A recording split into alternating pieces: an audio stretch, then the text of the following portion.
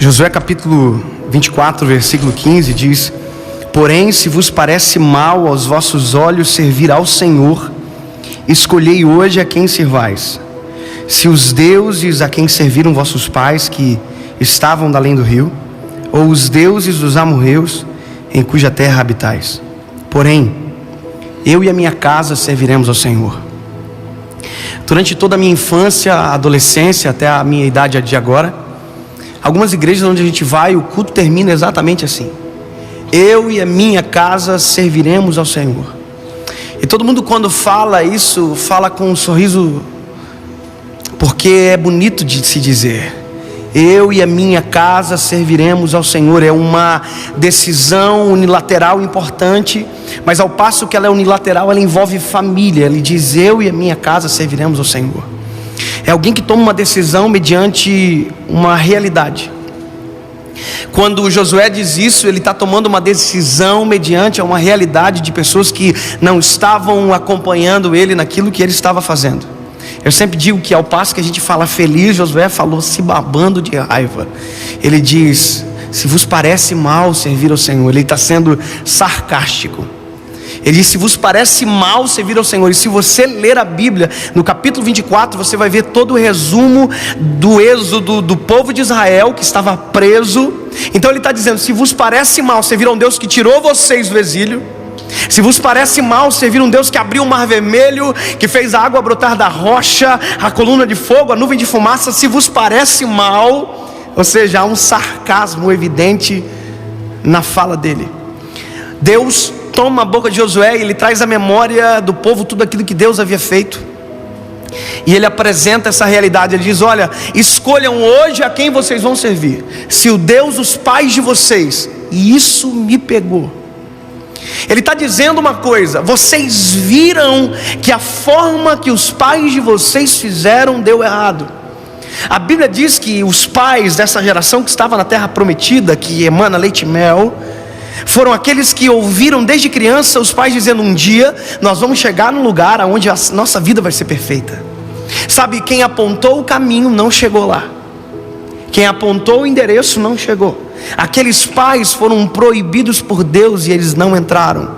E aí o povo que entrou foram os filhos. E os filhos chegaram na terra prometida. E na terra prometida eles estão reproduzindo os mesmos atos dos pais que ficaram para trás.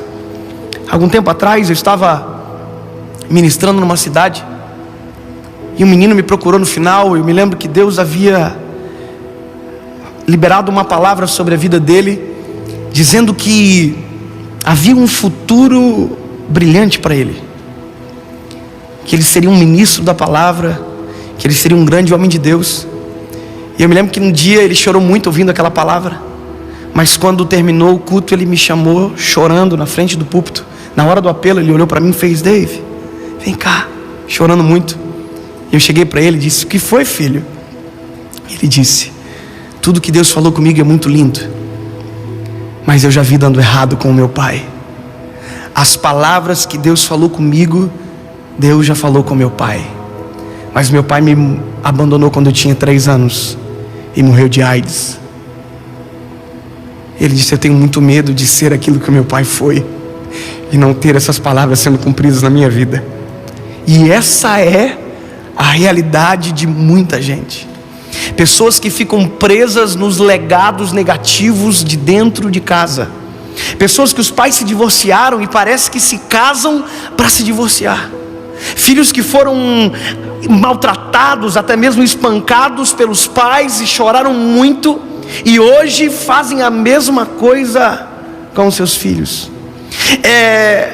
Pessoas que não conseguem se desvencilhar dos legados negativos, não conseguem largar a mochila das pedras pesadas e tomar sobre si o jugo leve de Jesus, algo que gera uma nova história.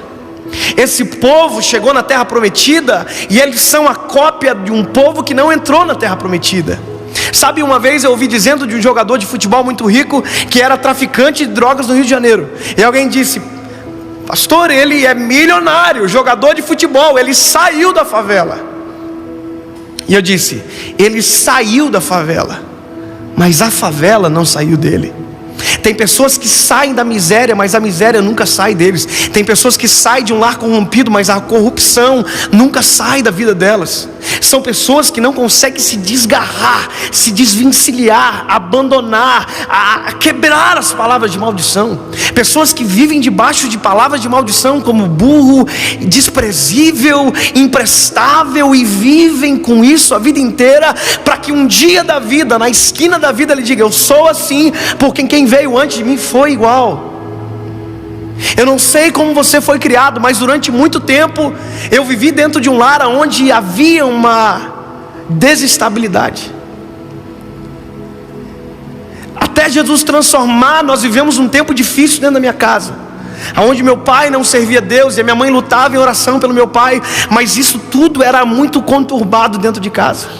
Meu pai era irado, era um homem difícil de lidar, não aceitava a opinião de ninguém, tratava todo mundo diferente. Nós não tínhamos uma casa onde nós poderíamos chamar de lar.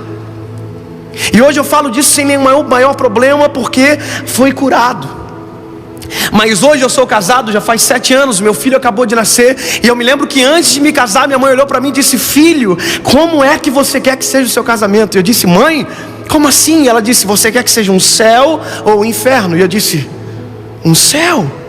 E ela disse para mim: então escolha. Escolha. Se você quer que a sua vida seja um céu, escolha. Quando Josué perante o povo diz: ei, eu não sei vocês, mas eu e a minha casa, parece que eu vejo a casa de Josué tudo assim, ó: eu e a minha casa serviremos ao Senhor. Ele está dizendo: o que ficou para trás, ficou para trás. O que deu errado lá atrás não vai dar errado na minha vida. Ei, se você tem os seus pais divorciados, eu quero dizer para você: o seu casamento será feliz. Se dentro da sua casa um lar fracassou, Deus dará para você um lar que não fracassará. Se você viu a corrupção dentro da sua casa, dentro da sua família, haverá honestidade, haverá paz e abundância, porque é questão de nós escolhermos. Ei, você não é fruto do meio, você é fruto de uma escolha. Porque se fruto do meio fosse uma máxima, filho de mendigo seria para sempre mendigo, e filho de médico sempre seria médico. Mas não é o caso. A gente vê muita gente de filho de ninguém que depois vira gente extraordinária. Sabe por quê? Porque a gente precisa escolher. E eu e a minha casa, eu e a minha casa, ei, não haverá divórcio na minha casa, não haverá guerra na minha casa, não haverá desonestidade, não haverá palavras de maldição. Tudo cai por terra em nome de Jesus, porque eu decido sobre a minha casa conforme a palavra. Eu tenho a possibilidade de viver novidade de vida. Provérbios 16 diz: porque o coração do homem pode até fazer planos, mas a resposta vem do Senhor. Pergunta para Ele o que Ele quer para você. Pergunta para Ele o que Ele quer para você. Meu filho acabou de nascer, faz 1 mês e 20 dias. Se ele perguntasse para mim hoje: papai, o que você quer para mim? Eu ia dizer para ele: filho, que você seja mais feliz do que o papai foi, que você vá mais longe do que o papai já foi, que você seja muito mais instrumento de Deus do que o papai foi, que você caminhe 1 milha a mais, que você conquiste muito mais. Eu sou falho. Se você perguntar para o Senhor, Ele vai dizer: que você vença, que você rompa, que você crie algo novo a partir da sombra da minha cruz. Ontem eu fiz uma publicação na rede social de um pensamento que Deus me colocou no coração. O amor não tem formato de coração. O amor, na verdade, tem o formato de uma cruz. Eu e minha casa serviremos o Senhor que venceu a cruz.